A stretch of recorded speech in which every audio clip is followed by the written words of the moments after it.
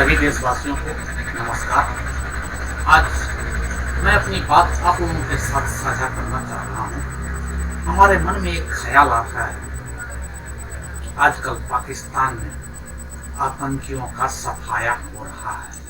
वह इतना तो तय है कि वह हम नहीं कर रहे हैं, परंतु हमारे जो विरोधी हैं, हमारे जो देश के दुश्मन हैं, भारत के जो दुश्मन जो पाकिस्तान में रह रहे हैं, अपने आप उनका सफाया कैसे हो रहा है?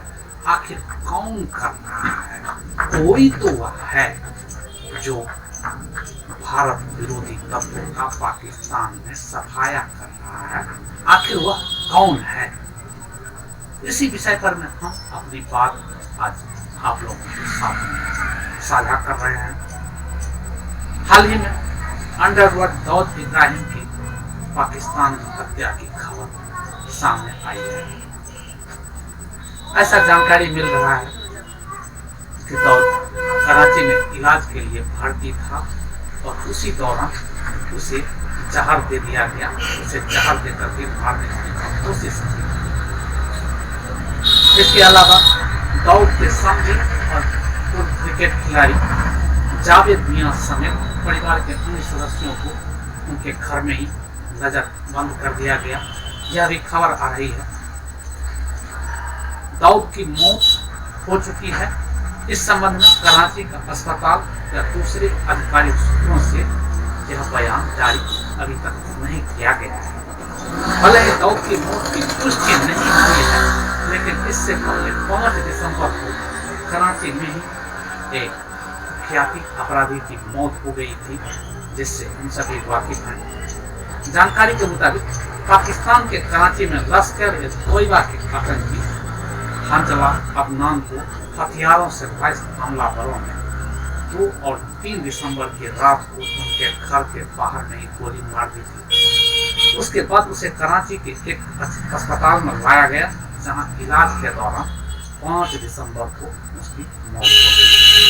दरअसल पाकिस्तान में भारत के गुनाहगारों संदिग्ध परिस्थितियों में मौत या हत्या किए जाने की खबर पिछले 1 साल से लगातार इस सूची में 1 दर्जन से ज्यादा आतंकवादी हैं जो इस हमले के शिकार होते जा रहे हैं। पाकिस्तान में भारत के कितने मोस्ट वांटेड आतंकवादी मारे गए हैं, इनकी हत्या कब और कैसे हुई है, इस पर हम एक बार प्रकाश डालते हैं। आईएसआई के संरक्षण में ये सारे आतंकवादी छुपे हुए हैं, परंतु फिर भी इस सब की हत्या हो रही है।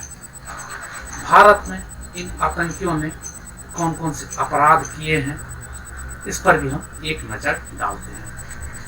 आइए अब हम सबसे पहले नाम लेते हैं बशीर अहमद पीर। यह पाकिस्तान के रावलपिंडी में 20 जनवरी 2023 को हिजबुल मुजाहिदीन के शीर्ष कमांडर बशीर अहमद पीर की गोली मारकर हत्या कर दी गई थी।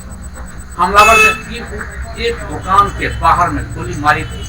पिछले साल 4 अक्टूबर को आतंकवादी गतिविधियों में शामिल होने के चलते उसे आतंकी घोषित किया गया था।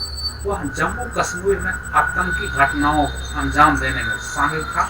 वह हिजबुल लश्कर जैसे आतंकी संगठनों को आगे बढ़ाने के लिए आतंकियों को एकजुट करने में जुटा हुआ रहता था। अब इसके बाद दूसरा नाम हम लेते हैं खालिद रजा। 28 फरवरी 2023 को जम्मू कश्मीर में अल बद्र नाम के आतंकी संगठन का पूर्व कमांडर खालिद रजा पाकिस्तान के कराची में ढेर हो गया था। अज्ञात हथियारबंद अपराधियों ने खालिद को उनके घर के बाहर ही गोली मारी थी। हिजबुल मुजाहिदीन के प्रमुख सलाउद्दीन का करीबी खालिद कश्मीर में आतंकी कमांडर रह चुका था। इसके बाद वह कराची चला गया और वह कराची में रह करके आतंकियों की भर्ती किया करता था। अब इसके बाद तीसरा नाम हम लेते हैं सैयद नूर सालोबर। कश्मीर में आतंक फैलाने वाले सैयद नूर सालोबर 4 मार्च 2023 को इसकी हत्या कर दी गई। भारत की वांछित गतिविधियों की सूची में शामिल सालोबर को पाकिस्तान ने खैबर पख्तूनख्वा इलाके में अज्ञात बंदूकधारियों ने इसे गोली मार करके इसकी हत्या कर दी। वह पाकिस्तानी सेना और खुफिया एजेंसी ISI के साथ मिलकर कश्मीर में आतंक फैलाने का काम किया करता था और नए आतंकियों की फौज को प्रशिक्षण देने का काम करता था। इसके बाद चौथा है सरदार हुसैन। 1 अगस्त 2023 को हाफिज सईद से जुड़ा आतंकी सरदार हुसैन अरैन की कराची में हत्या कर दी गई। इसकी जिम्मेदारी सिंध में मौजूद सिंध देश रिवोल्यूशनरी आर्मी ने ली थी। जमात उल दावा से जुड़े आतंकी की दुकान के नजदीक इसकी गोली मार दी गई थी, जिसके बाद उसने अस्पताल में जाकर दम तोड़ दिया। हुसैन पाकिस्तान में लश्कर ए तैयबा और जमात उल दावा के मदरसे के नेटवर्क को संचालित किया करता था। उसका पांचवा है अबू कासिम। भारत में वांछित आतंकवादी अबू कासिम को 8 सितंबर 2023 को पाकिस्तान के कब्जे वाले कश्मीर में एक मस्जिद के अंदर में अज्ञात बंदूकधारियों ने गोली मार दी। हाफिज सईद का करीबी था अबू कासिम। 1 जनवरी 2023 को रजौरी जिले में डांगरी आतंकी हमले के मुख्य साजिशकर्ता में से वह एक था। डांगरी गांव में आतंकियों द्वारा की गई अंधाधुंध गोलीबारी में 7 लोगों की मौत हो गई थी और 13 लोग घायल हुए थे। इसके बाद में छठा है शाहिद लतीफ। पठानकोट हमले का मास्टरमाइंड और भारत के मोस्ट वांटेड आतंकी शाहिद लतीफ की 11 अक्टूबर 2023 को सियालकोट में हत्या कर दी गई थी। अज्ञात हमलावरों ने एक मस्जिद में उसको गोली मारी थी। शाहिद लतीफ को 1994 में भारत में गिरफ्तार किया गया था। लतीफ भारतीय जेल में 16 साल तक बंद रहा।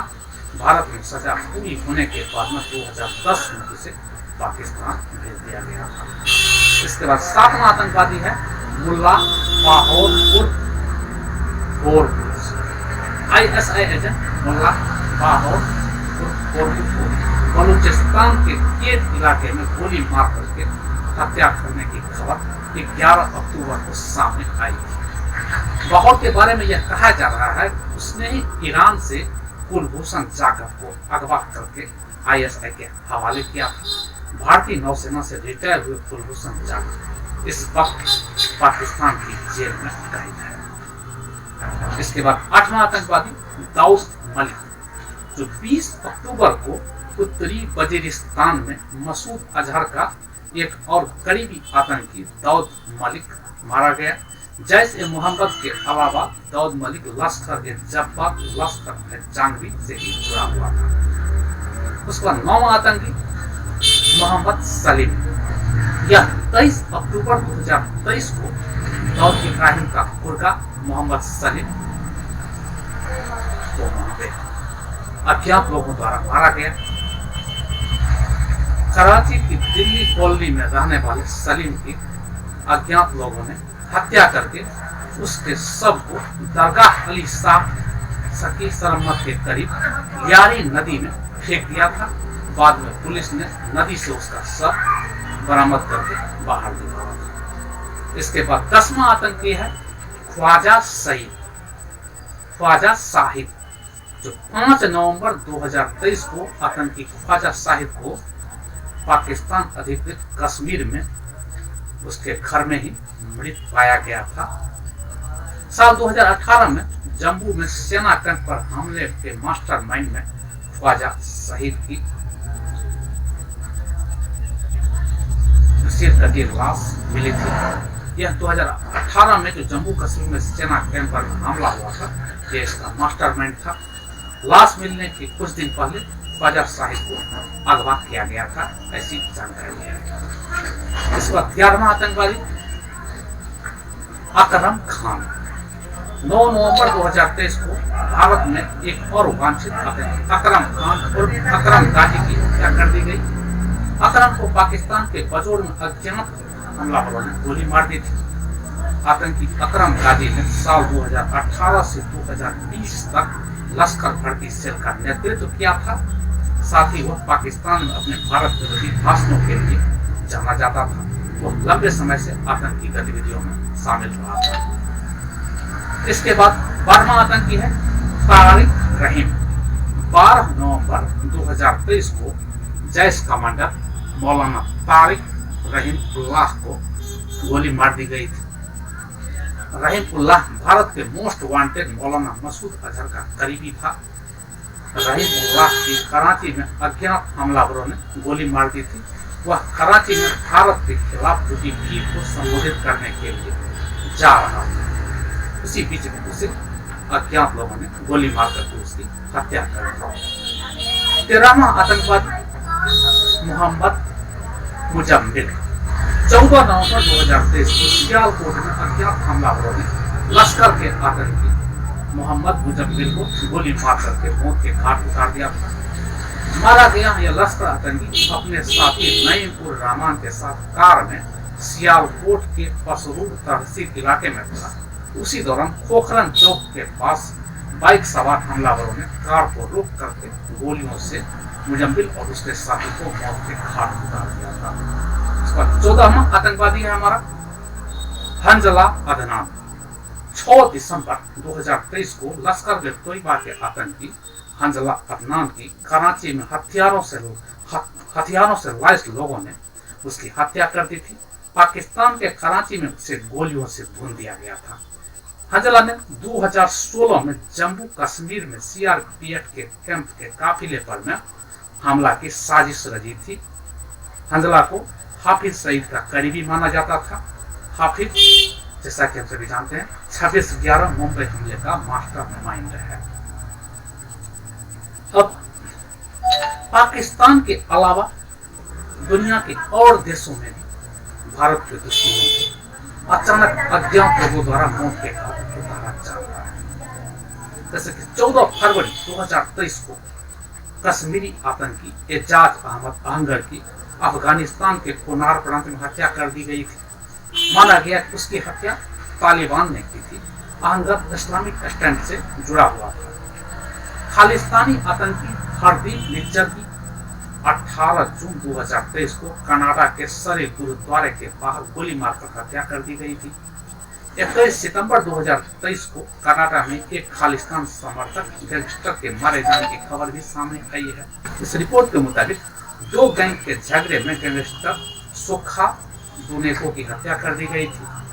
कुछ अज्ञात हमलावरों ने उसे मनीतोबा प्रांत के पिन्नी पेन में मार गिराया था।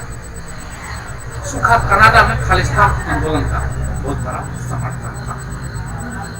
अब यहाँ पर बड़ा सवाल यह है कि भारत के इन गुनाहगारों को आखिर कौन है जो एक एक करके खत्म कर रहा है। केंद्रीय एजेंसियों का कहना है कि पाकिस्तान में भारत के मोस्ट वांटेड और उनके सहयोगी लगातार मारे जा रहे हैं, परंतु ऐसा भी नहीं है कि आईएसआई इन आतंकियों को महफूज रखने का प्रयास नहीं कर रही है। इसके बावजूद ये आतंकी एक एक करके अज्ञात हमलावरों का निशाना बनते जा रहे हैं। 2-3 हफ्ता के अंतराल में किसी न किसी आतंकी संगठन जैसे जैश ए मोहम्मद, डी कंपनी, लश्कर ए तोयबा, लश्कर ए जब्बा, लश्कर ए जंगवी आदि समूह के सदस्य एक एक करके मारे जा रहे हैं। पाकिस्तानी आईएसआई ने हिजबुल मुजाहिदीन प्रमुख सैयद सलाहुद्दीन, जैश ए मोहम्मद का सरगना अजहर, मसूद अजहर और लश्कर ए तोयबा प्रमुख हाफिज सईद को सुरक्षा घेरा प्रदान किया गया है। उसे बुलेट प्रूफ गाड़ियां मुहैया कराई गई है। उन्हें सतर्क किया गया है कि अपने ठिकानों से कहीं भी बाहर नहीं निकले। वैसे विदेशी एक्सपर्ट का मानना है कि पाकिस्तान की खुफिया agency ISI use and throw के फॉर्मूले पर में चलती है। इसलिए हो सकता है कि जो आतंकी अब उसके काम नहीं रह गए हैं और उसकी सुरक्षा करना सिर्फ उसकी जवाबदेही बन करके रह गई है, उन्हें वह खुद ही एक साजिश के तहत मरवा रही है। या फिर दूसरा यह भी हो सकता है कि आतंकियों के बीच वर्चस्व की लड़ाई में एक दूसरे को निशाना बना रहे हो, जिसमें ये आतंकी एक एक करके तो। जबकि हमारे कुछ विशेषज्ञों का मानना है कि पाकिस्तान की छवि अब आतंक परस्त राष्ट्र के रूप में हो चुकी है। ऐसे में हालात में कंगाल की कगार पर में खड़े पाकिस्तान को इन आतंकियों की वजह से पूरी दुनिया में ब्लैक लिस्टेड होने का बहुत बड़ा खतरा हो गया है, जिस कारण यह भी संभव है कि उनकी सरकारी मशीनरी खुद ही उसे खत्म करने में लगा हुआ हो और उसकी हत्या की जिम्मेदारी लेने से डर रहा हो। अब इसका असली वजह जो भी हो, परंतु इतना तो तय है कि जिस आतंकी के पाकिस्तान में छुपे होने की वजह से पाकिस्तान हमेशा इनकार करता रहा, अब उसकी हत्या के बाद से इतना तो तय है कि उसका यह झूठ सामने आ रहा है, दुनिया के सामने आ रहा है। यह आतंकवादी पाकिस्तान में ही छुपा हुआ था और पाकिस्तान उसे सुरक्षा देने में लगा हुआ था, उसे शरण दिया हुआ था। साथ ही भारत विरोधी एजेंडा फैलाने वाले यह आतंकी अब हमारे बिना किसी प्रयास से खुद ब खुद ही समाप्त होने शुरू हो गए हैं, जो किसी न किसी रूप में हमारे लिए शुभ संकेत ही है, चाहे कारण इसका जो भी हो। आप लोग अगर इस विषय पर मैं अपनी कोई टिप्पणी देना चाहें, अपनी कोई विचार साझा करना चाहें, अपनी कोई राय देना चाहें, तो कमेंट बॉक्स में अपने विचार जरूर लिखें या फिर हमें व्हाट्सएप में भी भेज करके अपनी राय, अपने विचार से अवगत कराएं।